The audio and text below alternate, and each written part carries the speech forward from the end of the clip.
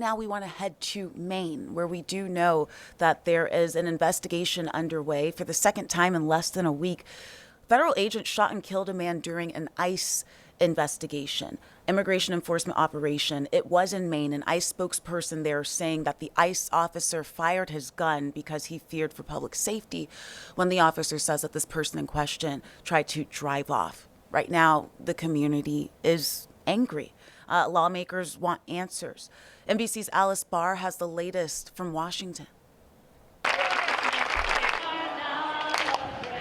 A community vigil in Maine overnight, where there's a growing outcry over an ICE officer fatally shooting a man. Surveillance video shows a new angle of a white car driving in a circle. Here you can see an ICE officer trying to grab the door handle. It's not clear if these are from before or after the shots were fired. Another video shows what appears to be federal agents pulling a limp body from a car and putting the man's hands behind his back. In a statement, an ICE spokesperson said the vehicle attempted to flee and that, fearing for public safety, an officer fired his weapon, saying ICE was there conducting targeted surveillance on the last known address of someone with a final order of removal when a person who was not in the country legally left the house in the car.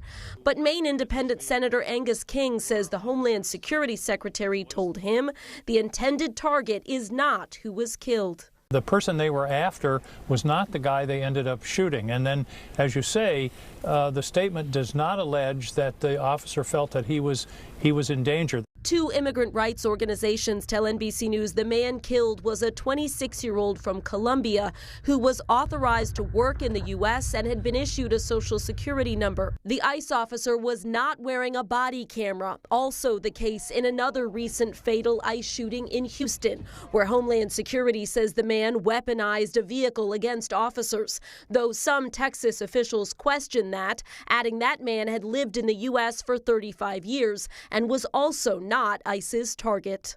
The DHS Inspector General's office is now investigating the Maine shooting, according to a person familiar with the investigation. It comes as ICE is ramping up its arrests nationwide.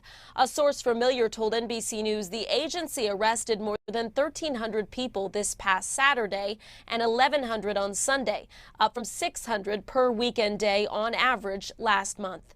In Washington, Alice Barr, NBC News.